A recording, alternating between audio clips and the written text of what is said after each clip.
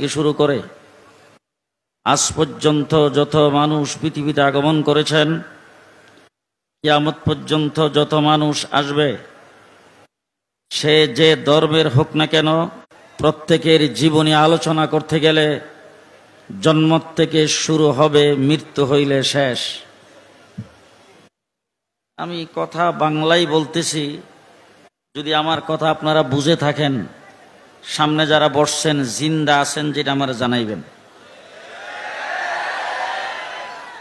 আজ বাংলাদেশের গোটা পৃথিবীর জমিনে ইমাম বখরি জন্ম থেকে শুরু মৃত্যুতে শেষ, উজানির পীর সাহেবের জীবনী জন্ম থেকে শুরু মৃত্যুতে শেষ, আল্লামা আহমদ শফি, জুনায়েদ বাবনগরী, নূর হোসেন কাসেমি, মুফতি ফজলুল হক আমিরি, শাইখুল হাদিস আল্লামা আজিজুল হক, খতিব উবাইদুল হক, যার জীবনী আলোচনা করবেন জন্ম থেকে শুরু হবে, মৃত্যু হইলে শেষ হবে। বঙ্গবন্ধু শেখ মুজিবের আলোচনা 1000 বছর আগের থেকে শুরু হবে, কিয়ামতের পরে হাসরের ময়দান পার হয়ে জান্নাতে যায় শেষ হবে। আমার নবীর আলোচনা 1400 বছর আগে মা আমেনার গর্ভে জন্মগ্রহণ করেছেন, এখান থেকে শেষ শুরু হয় নাই।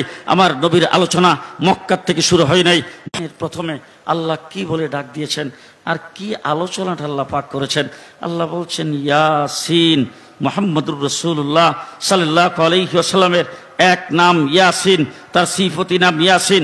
আল্লাহ পাক আমার নবী মুহাম্মদুর রাসূলুল্লাহ আল্লাহ পাকের হাবিবকে ডাক দিয়েছেন ইয়াসিন ওয়াল কুরআনিল হাকিম, হিকমতে পরিপূর্ণ কুরআনের কসম। ইন্নাকা লামিনাল মুরসালিন, ইন্নাকা লামিনাল মুরসালিন, নিশ্চয়ই আপনি সমস্ত রাসূলগণের মধ্যে শ্রেষ্ঠতম রাসূল। উলামায়ে কেরাম এখানে আছে, আরবি গ্রামারে, আরবি নহু সরফে, আরবি গ্রামারে, আরবি শব্দে, আরবি অক্ষরে, আরবি বাক্যে কা এই জমিরটা কোন জায়গায় ব্যবহার হয়।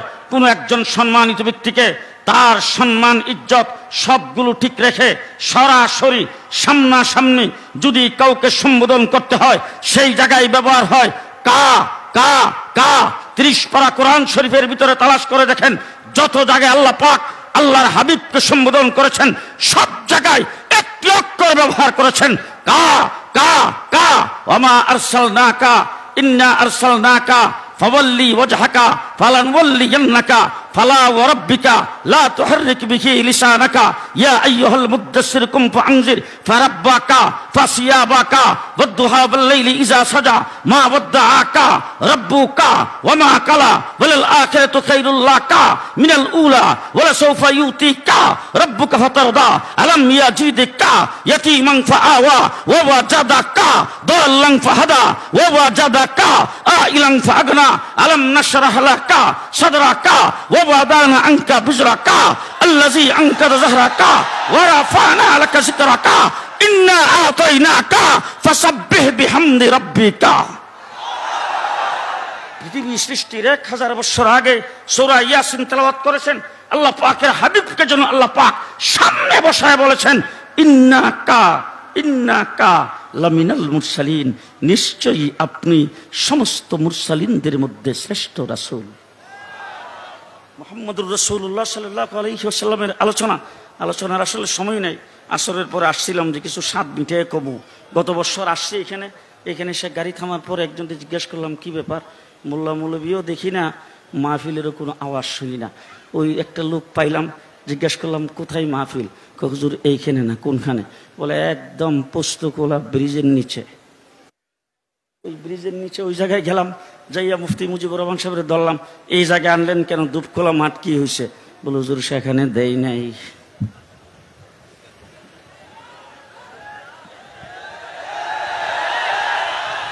যারা দেই নাই তারা আজকে কোথায়? যারা কথায় বলতো খেলা হবে তারা আজকে কোথায়? পরিষ্কার বিষয় বলতে চাই, দুপখোলা মাঠে সিরাজ সম্মেলন করতে দাও নাই, আমরা হাজির হয়েছি। বাবার বেটা হইলে খেলতে আসো, দেখি কত দানে কত চাই।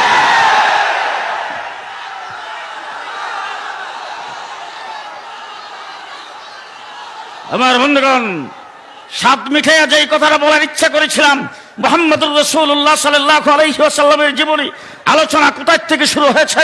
রূহের জগতে আল্লাহ পাক একটা জনসভা আহ্বান করেছেন। সেই জনসভায় আল্লাহ প্রশ্ন করেছেন, আলাস্তু বিরাব্বিকুম, আমরা বলেছি বালা। জনসভা খতম হয়ে গেছে, আরেকটা সেমিনার আহ্বান করেছেন। সেখানে আল্লাহ পাক ঘোষণা করেছেন, নবুয়তির টিকিট যাদেরকে দিয়েছি তারা ছাড়া সেখানে কেউ প্রবেশ করতে পারবে না। সেমিনার যদি হয় তাইলে বিষয়বস্তু কার্ডে লেখা থাকে কিনা, আলোচনা কে করবেন সেটা লেখা থাকে কিনা? কার্ড ছাড়া ভিতরে কি কেউ প্রবেশ করতে পারে? পারে?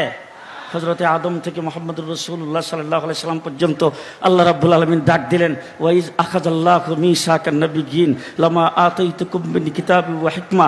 রূহের জগতে আল্লাহ পাক সেখানে সেমিনার করেছেন। ওই সেমিনারের সমস্ত নবীরা সেই জায়গার মধ্যে গিয়েছেন। যারা নবুয়তের টিকিট প্রাপ্ত ওই জায়গার মধ্যে গেছেন। মির্জা গোলাম কাদিয়ানী যেহেতু নবুয়তের টিকিট প্রাপ্ত না, সে কিন্তু ওখানে যাইতে পারে নাই। ওই জায়গার ভিতরে আল্লাহ তাবারক ওয়া তাআলা নবীদেরকে জমা করে সেই জায়গায় নবীদের সামনে আলোচনা করবেন একমাত্র আল্লাহ। আলোচ্য বিষয় হলো নবী মুহাম্মদুর রাসূলুল্লাহ। শ্রোতা হলেন 1,24,000। চোখকে স্বয়ং লামা আতাইতুকুম মিন কিতাবি ওয়া হিকমা। আদম থেকে ঈসা পর্যন্ত সমস্ত নবীদেরকে আল্লাহ তাবারক ওয়া তাআলা ডাক দিয়েছেন। ডাক দিয়ে বলেছেন, লামা আতাইতুকুম মিন কিতাবি ওয়া হিকমা। মিন কিতাবি ওয়া হিকমা, মিন এই জায়গার মধ্যে ব্যবহার করে আল্লাহ পাক যেটা বুঝাইতে চাচ্ছেন, কিতাব এবং হিকমত থেকে কিছু কিছু আদম থেকে ঈসা পর্যন্ত সমস্ত নবীদেরকে দেওয়া হবে।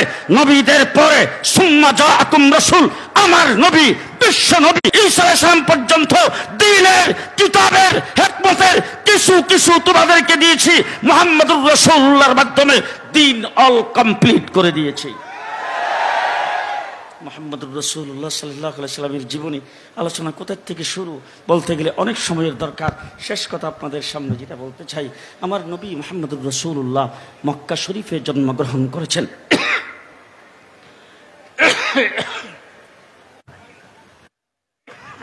জিজ্ঞেস করতে চাই, 40 বৎসরের ভিতরে রাসূলের চরিত্রের উপরে সামান্যতম কোনো কলঙ্কের দাগ?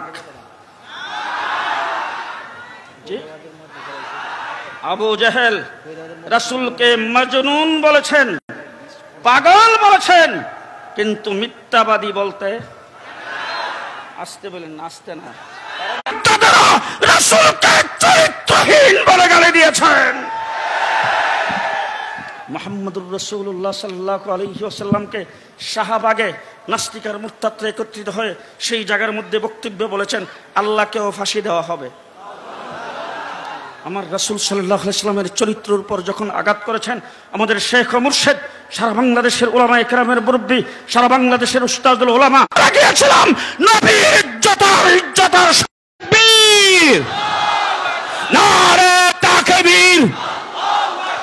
রাসূলের দুশমনেরা বদরের হাতিয়ার, বদরের হাতিয়ার নাসমাকানকে হত্যা করেছে, তাদেরকে মাটির নিচ থেকে ধরে হলেও ফাঁসির কাস্টে ঝুলাতে হবে।